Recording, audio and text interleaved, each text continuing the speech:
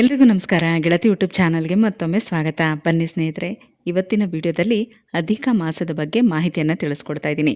ಈ ವರ್ಷ ಅಧಿಕ ಮಾಸ ಇದೆ ಅಂದರೆ ಪ್ರತಿ 3 ವರ್ಷಕ್ಕೆ ಒಂದು ಸಲ ಒಂದು ತಿಂಗಳು ಎಕ್ಸ್ಟ್ರಾ ಬರುತ್ತೆ. ಅಂದರೆ 12 ತಿಂಗಳಿಗೆ ಬದಲಾಗಿ 13 ತಿಂಗಳಿರುತ್ತೆ. 3 ವರ್ಷಕ್ಕೆ ಒಂದು ಸಲ ಈ ರೀತಿ ಆಗುತ್ತೆ. ಪ್ರತಿ ಸಲ ಒಂದೊಂದು ಮಾಸ ಅಧಿಕವಾಗಿ ಬರುತ್ತೆ. ಅದೇ ರೀತಿಯಲ್ಲಿ ಈ ವರ್ಷ ಜ್ಯೇಷ್ಠ ಮಾಸ ಅಧಿಕವಾಗಿ ಬಂದಿದೆ. 2 ಜ್ಯೇಷ್ಠ ಮಾಸಗಳು ಇರುತ್ತೆ. ಇದೇ 2026 ಮೇ 17ನೇ ತಾರೀಕಿಂದ ಜ್ಯೇಷ್ಠ ಮಾಸ ಪ್ರಾರಂಭ ಆಗುತ್ತೆ. ಜೂನ್ 15ನೇ ತಾರೀಕು ಮುಕ್ತಾಯ ಆಗುತ್ತೆ.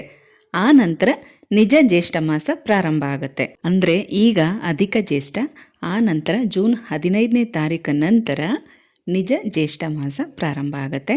ಈ ವರ್ಷ ಒಟ್ಟು 2 ಜ್ಯೇಷ್ಠ ಮಾಸ ಇರುತ್ತೆ.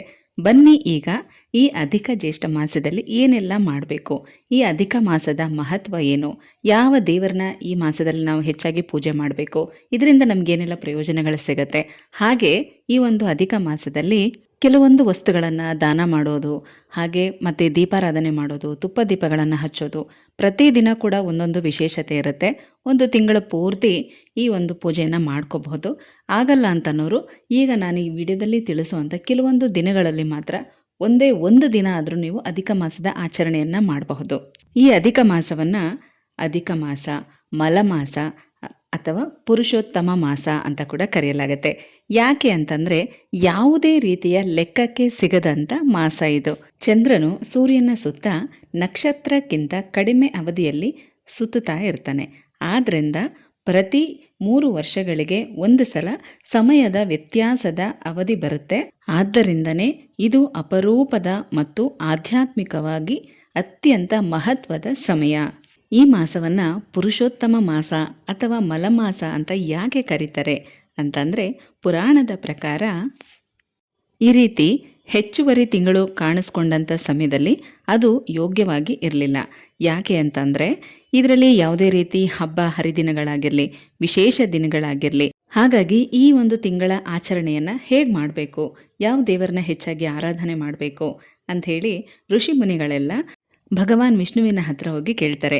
ವಿಷ್ಣುವು ಕರುಣಾಮಯಿ ಈ ಪರಿತ್ಯಕ್ತ ಮಾಸವನ್ನು ಸ್ವೀಕರಿಸಿ ಅವರು ಹೇಳ್ತಾರೆ, ಈ ತಿಂಗಳು ನನಗೆ ಮೀಸಲಾಗಿದ್ದು ಅಂತ ಹೇಳಿ ಸಾಕ್ಷಾತ್ ಪರಮಾತ್ಮ ಘೋಷಣೆ ಮಾಡ್ತಾರೆ. ಹಾಗಾಗಿ ಈ ಮಾಸವನ್ನು ಪುರುಷೋತ್ತಮ ಮಾಸ ಅಂತ ಕೂಡ ಕರೆಯಲಾಗುತ್ತೆ.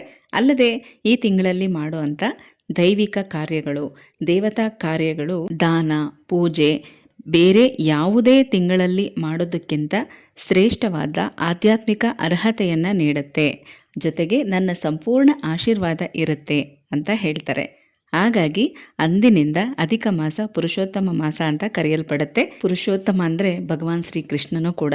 ಹಾಗಾಗಿ ಈ ಒಂದು ಮಾಸದಲ್ಲಿ ಹೆಚ್ಚಾಗಿ ಕೃಷ್ಣ ಮತ್ತು ವಿಷ್ಣುವನ್ನು ಆರಾಧನೆ ಮಾಡಬೇಕು. ಈ ಮಾಸದಲ್ಲಿ ಮಾಡಬೇಕಾದಂಥ ಅತಿ ಮುಖ್ಯವಾದ ಕೆಲಸ ಅಂದರೆ ಪ್ರತಿದಿನ ವಿಷ್ಣು ಸಹಸ್ರನಾಮ ಅಥವಾ ಭಗವದ್ಗೀತೆಯನ್ನು ಪಠನ ಮಾಡುವಂಥದ್ದು, ವಿಷ್ಣು ಅಷ್ಟೋತ್ತರಗಳು, ಕೃಷ್ಣನ ನಾಮಗಳನ್ನು ಜಪ ಮಾಡುವಂಥದ್ದು, ದಾನ ಮಾಡುವಂಥದ್ದು, ನದಿ ಸ್ನಾನಗಳು, ಪವಿತ್ರ ಕ್ಷೇತ್ರಗಳಿಗೆ ಹೋಗುವಂಥದ್ದು, ದೇವರ ದರ್ಶನ ಮಾಡುವಂಥದ್ದು, ಕೆಲವೊಂದಷ್ಟು ವಸ್ತುಗಳನ್ನು ದಾನ ಕೊಡುವಂಥದ್ದು. ಈ ರೀತಿ ಮಾಡೋದ್ರಿಂದ ಅಪಾರ ಪುಣ್ಯ ಮತ್ತು ಹಿಂದಿನ ಜನ್ಮದ ಪಾಪ ಕರ್ಮಗಳ ನಿವಾರಣೆ ಆಗುತ್ತೆ. ನಿಮಗೆ ಇನ್ನೂ ಅರ್ಥ ಆಗೋ ರೀತಿ ಸರಳವಾಗಿ ಹೇಳೋದಾದರೆ, ಈಗ ಕೆಲಸ ಮಾಡುವಂಥವ್ರಿಗೆ ದಸರಾ ಅಥವಾ ದೀಪಾವಳಿ ಹಬ್ಬಕ್ಕೆ ಬೋನಸ್ ಅಂತ ಸಿಗುತ್ತೆ. ಅದೇ ರೀತಿ ನಮಗೂ ಕೂಡ ಪ್ರತಿ 3 ವರ್ಷಕ್ಕೆ ಒಂದು ಸಲ ಈ ಒಂದು ತಿಂಗಳು ಬೋನಸ್ ಆಗಿ ಸಿಗುತ್ತೆ. ಹೆಚ್ಚಾಗಿ ಆ ಪರಮಾತ್ಮನ ಧ್ಯಾನ ಮಾಡೋದಕ್ಕೆ, ಪೂಜೆ ಮಾಡೋದಕ್ಕೆ, ಅಧಿಕ ಪುಣ್ಯವನ್ನು ಸಂಪಾದನೆ ಮಾಡೋದಕ್ಕೆ. ಈಗ ನೀವು ತಿಳ್ಕೊಂಡ್ರಿ, ಇದೇ ಮೇ 17ನೇ ತಾರೀಕಿಂದ ಅಧಿಕ ಮಾಸ ಪ್ರಾರಂಭ ಆಗುತ್ತೆ. ಸ್ನೇಹಿತರೆ, ಈ ಒಂದು ಮಾಸದಲ್ಲಿ 33ರ ಸಂಖ್ಯೆಗೆ ಹೆಚ್ಚಿನ ಮಹತ್ವ ಇರುತ್ತೆ. ಅಂದರೆ ಆ ಭಗವಂತನಿಗೆ ನಾವು ಏನೇ ಅರ್ಪಿಸಿದ್ರೂ ಅದು 33ರ ಸಂಖ್ಯೆಯಲ್ಲಿ ಇರಬೇಕು.